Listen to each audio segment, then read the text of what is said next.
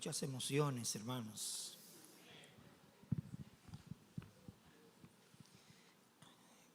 Cuando traemos a memoria la misericordia y la fidelidad de nuestro Señor. Porque como decía la voz del pastor Oscar, ¿quiénes somos nosotros? Así también dijo David, ¿quién soy yo? ¿Y quién es tu pueblo para que podamos ofrecerte esto? Realmente, hacer memoria de la historia de una iglesia local es también, y en verdad, hacer memoria del Señor mismo, de la misericordia del Señor, del amor del Señor, de la fidelidad del Señor. Y mientras preparaba estas palabras, muchos nombres y rostros venían a mi mente. Y hasta esta mañana me estaba debatiendo sin mencionar algunos de esos nombres que venían a mi mente, sin correr el riesgo de olvidar otros.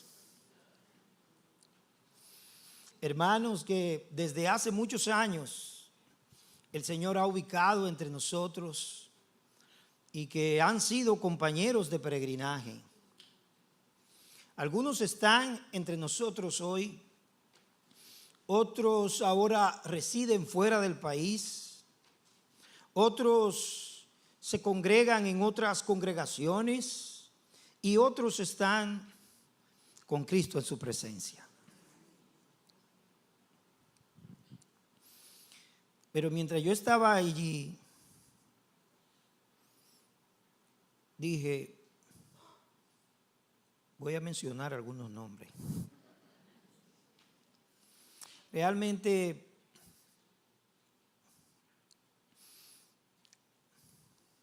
no quiero dejar pasar por alto personas que Dios la ha puesto aquí en esta iglesia por tanto tiempo y que vienen a la mente y al corazón nuestro. A lo largo de los años, el Señor le ha concedido a nuestra iglesia muchos obreros, hombres y mujeres fieles que se han entregado a la causa del Señor con amor y fidelidad. Traigamos a memoria en primer lugar el pastor Oscar Torrens, del que vimos en el video, nuestro primer pastor y mentor, y su esposa Olga. El pastor Manuel Díaz, el segundo pastor que el Señor le concedió a nuestra congregación. Hombres de Dios que sirvieron con humildad, que se esforzaron, que dejaron sus países para venir a servirnos a nosotros, sirviendo al Señor. El pastor Manuel Cruz, que lo vimos también, y su esposa Matilde, que sirven en la iglesia en Puerto Plata desde el año 90. El pastor Bernardo y su esposa Nancy, de los que más trabajaron entre nosotros y que hoy están en la ciudad de San Francisco. El hermano Ernesto Guzmán y Araceli Lupe, que sirven al Señor en la iglesia en Cotuí. No puedo dejar de mencionar, hermanos, y de honrar y darle gracias a nuestro Señor por la contribución que para nosotros como iglesia significó la labor del pastor Raúl Arce como maestro y guía en nuestra fundación como iglesia local. Dios le usó grandemente para enseñarnos a amar su palabra y llevarnos a ser una iglesia con una adoración y servicio centrado en Jesucristo. A Dios sea la gloria. También tenemos que traer a memoria aquellos siervos del Señor que ahora están en su presencia y que no podemos olvidar. Nuestra querida hermana doña Liliana, nuestra hermana Oriete, la hermana India, el hermano Ramiro, la hermana Catalina, nuestra hermana Marlene, la hermana Negra, Rosita,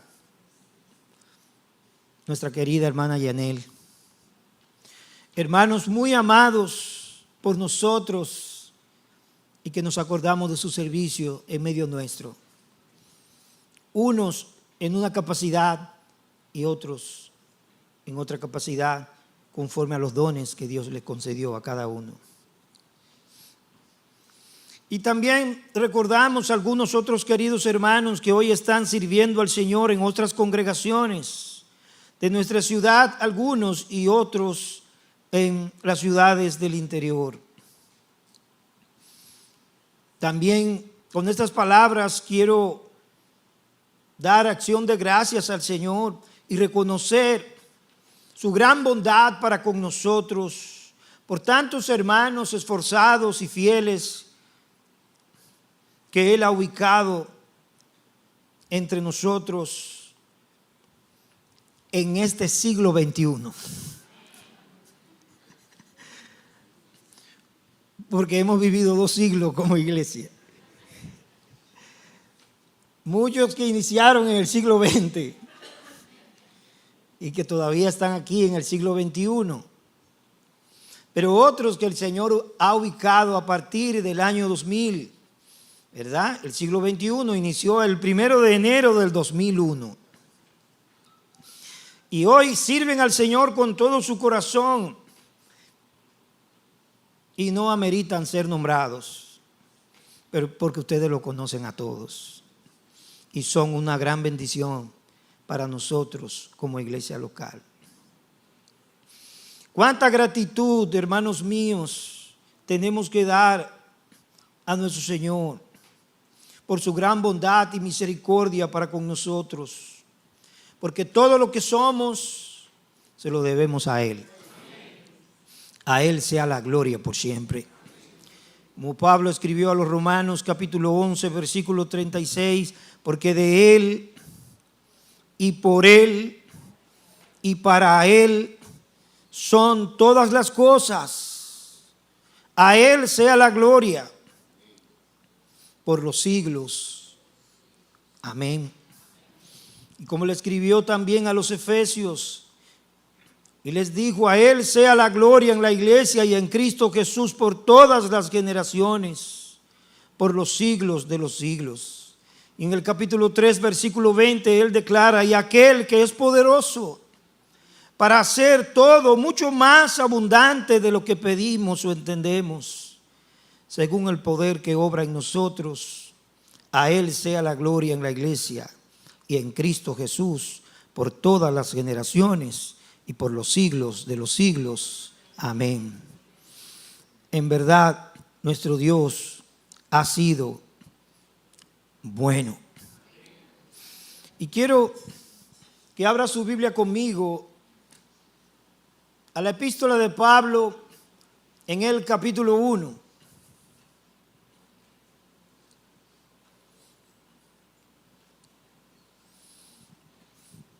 No quiero olvidar muchos hermanos que sirvieron entre nosotros, pero que ahora residen fuera del país, pero que todavía han seguido ligados a nosotros como iglesia local. Y quiero mencionar algunos nombres, como nuestra hermana Grisel Domínguez, Ramona Tiburcio, Laura y Ana Patricia Liz, Luchi Amarante, Cintia Rodríguez, Jorge y Mari Curi, Lucy Ramírez, Nicolás y Raquel, que están aquí con nosotros hoy, el doctor Elías y Elsa, Servia, Tito y Belki, Rafael Martínez, Altagracia Dotel, Teresa, entre muchos otros. Que el Señor los bendiga verdaderamente y que donde quiera que estén continúe usándole. Pero ¿qué somos como iglesia? Porque al hablar de la historia de una iglesia, tenemos que reflexionar sobre lo que somos como iglesia. ¿Qué es la iglesia? Y esto es lo que quiero que vea conmigo brevemente en 1 Corintios 1. Ya usted sabe que cuando un pastor dice brevemente,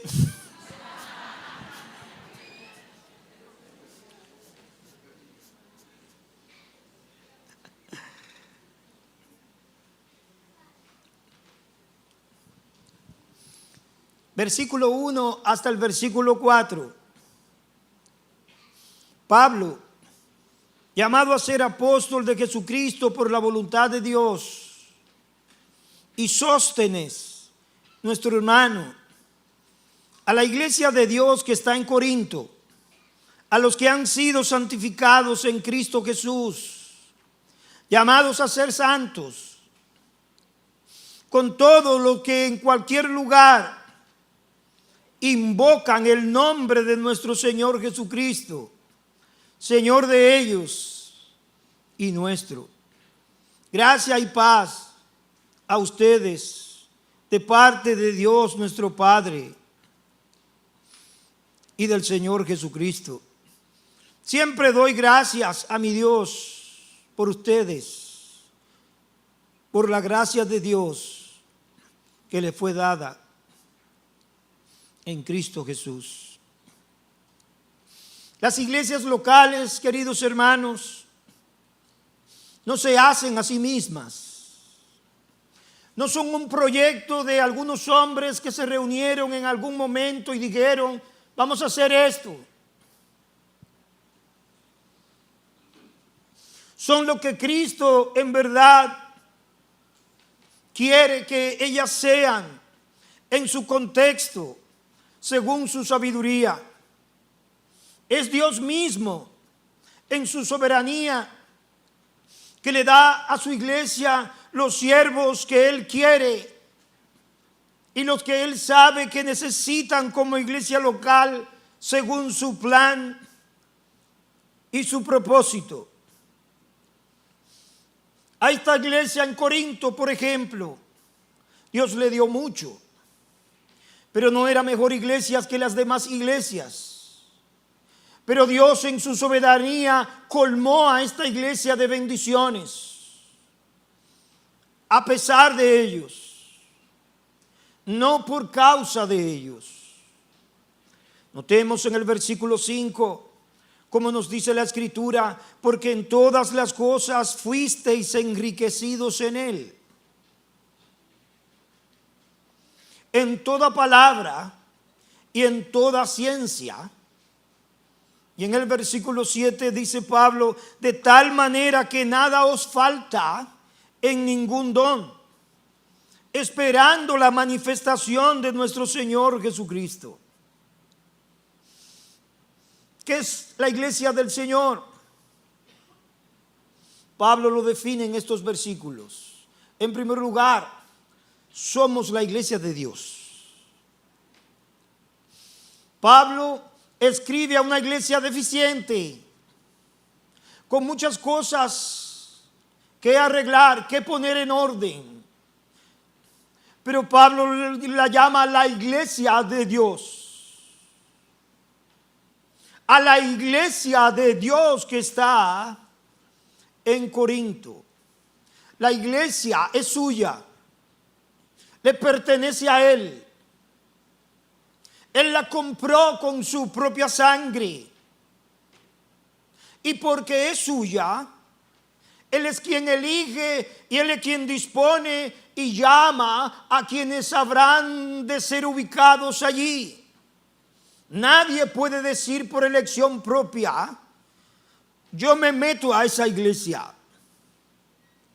Es Cristo quien ubica a cada miembro en su lugar como Él quiere. En el capítulo 20 del libro de los Hechos, Pablo le escribe a los obispos Y el versículo 28 le dice: tengan cuidado de sí mismos y de todo el rebaño sobre el cual el Espíritu Santo los ha puesto como obispos para pastorear la iglesia de Dios, que Él adquirió con su propia sangre. Y en este texto está definiendo la obra de Cristo Jesús, que también es Dios. Y por eso dice que es la iglesia de Dios que Él adquirió con su propia sangre. Es muy importante, amados hermanos, que podamos reconocer que la iglesia es de Dios. Desde su fundación es de Dios. A su primer año siguió siendo la iglesia de Dios. A los 20 años es la iglesia de Dios. Cumpla 30 o 40 años, seguirá siendo la iglesia de Dios, porque es suya. Él la compró. Y es muy importante que cada siervo de Dios y cada hombre y mujer que se congrega en su iglesia entienda que está y forma parte de la iglesia de Dios, que no le pertenece a un líder, que no le pertenece a un grupo específico. Es más, es hasta peligroso ignorar esta verdad, porque nos advierte de no hacer nada que pueda dañarla o afectarla. Porque Él, como le dijo a Saulo: Saulo, Saulo, ¿por qué me persigue? Porque cualquiera que los bendice a ustedes, me bendice a mí. Y cualquiera que los persiga a ustedes, lo hace también contra mí. Es la iglesia de Dios. No vamos a la iglesia, hermanos. Somos parte de ella. La iglesia es mucho más que una instalación. Es un pueblo, es un cuerpo, es un pueblo especial para Dios. La palabra que Pablo usa aquí, eclesía, la iglesia local, eclesía, nunca se usa para un creyente individual o particular. Usted no es eclesía, usted es parte de la eclesía de Dios. Nosotros somos la iglesia. Tú no eres la iglesia. Nosotros somos la iglesia, el pueblo de Dios. Cuando te conviertes en creyente, estás conectado con Dios y también con su iglesia. No puedes ser parte de la iglesia y no estar conectado con Dios y su pueblo. Como dijo Agustín, no puedes separar a Dios de la iglesia. La asamblea de Dios es otra connotación de la palabra eclesía, asamblea de Dios. Había diferentes tipos de asambleas en aquel entonces. La palabra eclesía no era propia de la iglesia de Dios. ¿Por qué? La gente se juntaba y decía: somos una nueva eclesía de este filósofo, de aquel líder, del otro, de aquel orador, etcétera. Es decir, la palabra eclesía no era una palabra especial hasta Mateo 16, cuando Cristo dijo: yo construiré mi iglesia y las puertas del Hades no prevalecerán contra ella. Y nosotros somos testigos de eso. Solo hay una asamblea en la que Él ha puesto su nombre y por la cual Él se entregó en la cruz del Calvario. Hermanos amados, somos la iglesia de Dios, no somos un club, no somos una organización cultural o simplemente un grupo religioso. Somos el pueblo de Dios, creado por Cristo para la gloria suya. En el versículo 12, Pablo les trae a la memoria a los creyentes: he sido informado acerca de ustedes hermanos míos, por los de Chloe, que hay división entre ustedes. Ustedes no están entendiendo, le dice, lo que ustedes son. Me refiero a que cada uno de ustedes dice, yo soy de Pablo, otro yo soy de Apolo, y otro yo soy de Cefas, y otro yo soy de Cristo. ¿Está dividido Cristo? ¿Acaso fue Pablo crucificado por ustedes? ¿O fueron bautizados en el nombre de Pablo? La iglesia es de Jesucristo. En segundo lugar, somos una comunidad distinta. Somos una comunidad diferente. Él nos llama a los santificados. En el versículo 2 nos dice el Señor a la iglesia de Dios que está en Corinto, a los que han sido santificados. Hay mucha gente que puede congregarse en este local, pero no necesariamente ser parte de lo que Cristo reconoce como su iglesia. Solo los santos o santificados Él los reconoce como parte de su iglesia. Es decir, aquellos que están en Él, que han sido salvados por Él, que han sido justificados por Él mediante la fe. Somos los santificados y también los llamados a ser santos. Llamados a ser diferentes. Es la asamblea para los santificados. Y esta palabra nos habla de la naturaleza de la iglesia. Está formada por los santificados. La palabra griega aquí, agiazo, nos habla de algo que es separado, de algo que es consagrado, para servir en uso especial para Dios. ¿Cuántos son los santos del Señor? Somos de Dios. Ustedes me serán, dijo el Señor, un pueblo santo. Mi posesión. Él dice, ustedes son mi posesión. Ustedes son la herencia que me ha tocado. Somos el pueblo de Dios, sus santos, apartado para Él. Pablo dice que estos santos están en Cristo, los santificados en Cristo Jesús. Es decir, están unidos con Él, por eso son lo que son. Es en virtud de esa unión con Él que somos lo que somos. Unidos a Cristo somos los santificados. Y por estar junto a Él, hemos sido justificados en su justicia. Hemos sido purificados por su Espíritu Santo. Él nos ha dado a beber de su Espíritu. Pero nos dice que estos santificados son también llamados a ser santos. Los santificados en Cristo Jesús, llamados a ser santos. En otras palabras, constituidos santo por ese llamamiento del Espíritu de Dios.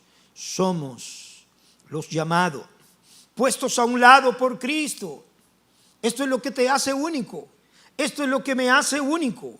No tu apariencia física, tu cabello, tu atuendo, tus zapatos, tu auto, tu casa. Es Jesús el que te da tu identidad. Dios te considera especial porque tú estás en su Hijo amado. En consecuencia, eres llamado a ser santo. Y un santo es toda persona en mal estado que Cristo ha salvado. Por su gracia, por la fe sola en Jesucristo. Hay varias razones por las que Él nos coloca en una comunidad cristiana, en una iglesia local. Estamos en la comunidad para el estímulo mutuo, para trabajar juntos, para apoyarnos mutuamente. Pero también estamos en la comunidad porque, como dice Paul Tripp, la santificación es un proyecto de comunidad. Yo te necesito a ti y tú me necesitas a mí. Nos necesitamos el uno al otro para que se cumpla el propósito por el cual hemos sido salvados. Llegar a ser formados a la imagen de su Hijo Jesucristo. Tengo que crecer en mi santificación. Tú también tienes que crecer en tu santificación. No solo por mi propio bien, sino por el amor y la preocupación por los que me rodean, los hijos del Señor. La iglesia local te necesita y tú necesitas a la iglesia. Así es como Dios lo ha diseñado. Por último, somos llamados a vivir bajo el señorío de Jesucristo. Pablo declara a los corintios: santificados en Cristo Jesús, llamados a ser santos, con todos los que en cualquier parte invocan el nombre de nuestro Señor Jesucristo, Señor de ellos y nuestro. He mencionado muchos nombres de hombres y mujeres fieles que sirvieron en medio de nuestra iglesia local. Ninguno de ellos es perfecto, todos llenos de debilidades, al igual que nosotros también hoy. Pero ninguno de ellos, ni el pastor primero, ni el pastor segundo, ni el pastor tercero, ni el que fue usado para plantar, es Señor de esta iglesia. Cristo es el Señor de la iglesia. Esta es una verdad que tiene que ser conocida y que tiene que asegurar nuestros corazones. La iglesia de Cristo es suya y solo Él es su Señor. Señor de ellos, dice Pablo, y nuestro. La iglesia no reconoce más señores. Solo tiene un Señor y es Jesucristo. No tenemos papas. Nadie puede suplantar la autoridad que solo le pertenece a Jesucristo. En el capítulo 3, versículo 5, Pablo mismo dice: ¿qué es pues Apolo? ¿Y qué es Pablo? Servidores mediante los cuales ustedes han creído, según el Señor le dio oportunidad a cada uno. ¿Por qué somos lo que somos y hacemos lo que hacemos? Porque el Señor nos dio oportunidad. No por nuestros méritos y nuestra suficiencia, sino por el Señor, quien nos colocó y nos dio dones y gracia, un privilegio para servir a su pueblo. Él y solo Él es nuestro poderoso dueño y salvador. Y somos llamados a someternos con humildad al señorío de Cristo. No podemos hacer lo que se nos antoja en la iglesia del Señor. No eres tu propia autoridad, estás bajo autoridad. Como iglesia local, no importa los recursos que podamos tener, no somos libres para hacer lo que queramos hacer o lo que deseamos hacer. No hacemos lo que queremos. Vivimos para hacer lo que Él quiere. Ayer nos reunimos con los líderes como cada noviembre para planificar, para ver hacia adelante, para pensar en algunas cosas que son buenas para la iglesia. Hablamos de fecha, hablamos de gente, hablamos de invitado, pero al final decimos: esto haremos si el Señor lo concede.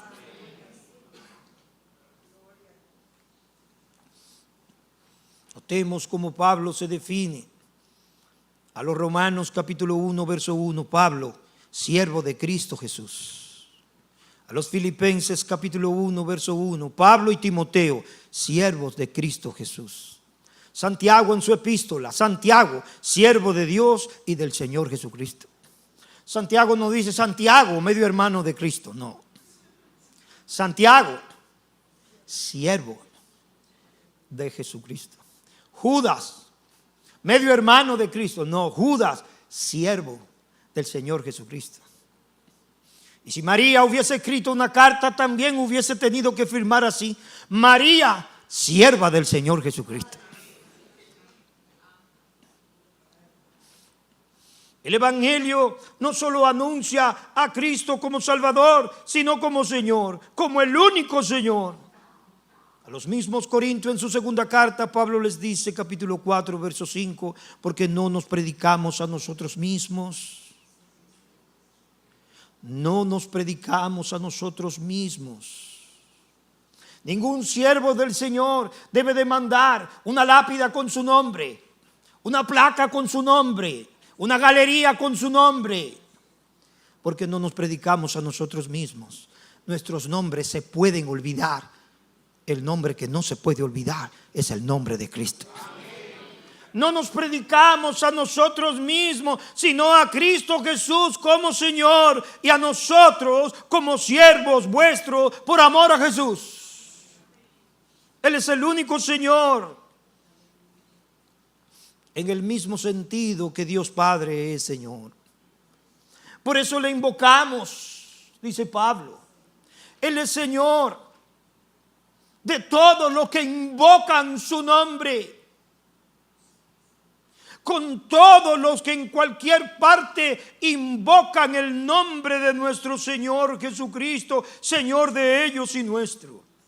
La iglesia existe para invocar el nombre único de nuestro Señor y Salvador Jesucristo. La iglesia existe para adorarle a Él. La iglesia existe para rendirle culto a Él. La iglesia existe para alabar su nombre. Porque solo hay un nombre. Nombre que es sobre todo nombre, dado a los hombres, en quien podamos ser salvos. Invocan, dice Pablo. Nosotros somos los que invocamos al Señor. No, el mundo no lo invoca. No, las naciones no lo invocan. Los hombres invocan a otros hombres. Nosotros invocamos el nombre de Jesucristo. Salmo 145, versículo 18. El Señor está cerca de todos los que le invocan, de todos los que le invocan de verdad. Le invocamos como Señor, como el Curio, le invocamos a Él. Él no solo es el Señor de cielo y tierra, Él es nuestro Señor. La palabra invocación implica, abarca la alabanza, la adoración, la oración, el reconocimiento y la entrega de un hombre y una mujer del Señor a Él. Él nunca podrá ser adorado correctamente si no es adorado como Señor. Porque todo aquel que invocare el nombre del Señor Jesús será salvo. Apocalipsis 1:5, Jesucristo, el testigo fiel, el primogénito de los muertos y el soberano de los reyes de la tierra. Él es nuestro dueño, nuestro amo, y nosotros sus siervos, sus esclavos. Le invocamos, pero no solo le invocamos, le servimos como nuestro Señor. Cada uno de nosotros está llamado a servirle. Así inicia Pablo, llamado a ser apóstol de Jesucristo por la voluntad de Dios y Sóstenes, nuestro hermano. Él y yo somos siervos de Jesucristo. Si Él es Señor, entonces nosotros ¿qué somos? Somos sus siervos. No solo Pablo y Sóstenes son llamados a servir a Cristo. Los corintios también son convocados especialmente por Dios para servirle. También tú y yo somos llamados a servir siervos del Señor. Hasta el último día somos los siervos del Señor. Juan capítulo 12, verso 26. Si alguno me sirve, que me siga, y donde yo estoy, allí también estará mi servidor. Si alguno me sirve, mi Padre le honrará. No venimos a Jesucristo con nuestras propias agendas y nuestros propios sueños preconcebidos. Ahora le decimos, Señor, ¿qué quieres que haga? somos sus siervos. No venimos con las manos vacías solo para recibir a Jesús, sino que ahora caemos ante sus pies para servirle. Porque como Él dijo, es más aventurado dar que recibir. No venimos solo como consumidores. Fuiste salvado para ser un siervo del Señor. Por último, somos el pueblo de su favor. ¿Cuánto le dan gracias al Señor? Somos el pueblo de su favor. Aunque seamos deficientes, y lo somos. Gracia y paz, dice Pablo. Gracia y paz a ustedes, de parte de Dios nuestro Padre y del Señor Jesucristo. Es para nosotros la gracia y la paz del Señor. Somos el pueblo de su favor. Somos el pueblo que Él ha amado. Somos el pueblo que Él ha querido. Somos el pueblo que Él ha salvado. Y hermanos, con esto termino leyendo Apocalipsis 5, versículo 11, nuevamente. Y miré y oí la voz de muchos ángeles alrededor del trono y de los seres vivientes y de los ancianos, y su número era millones de millones, que decían a gran voz: el Cordero que fue inmolado es digno de tomar el poder, las riquezas, la sabiduría, la fortaleza, la honra, la gloria y la alabanza. Y a todo lo creado que está en el cielo, sobre la tierra y debajo de la tierra y en el mar, y a todas las cosas que en ellos hay, oí decir al que está sentado en el trono y al Cordero: sea la alabanza, la honra, la gloria, aleluya, el poder por los siglos de los siglos. Los 4 seres vivientes decían amén, y los 24 ancianos se postraron sobre sus rostros y adoraron al que vive por los siglos de los siglos. Amén y amén.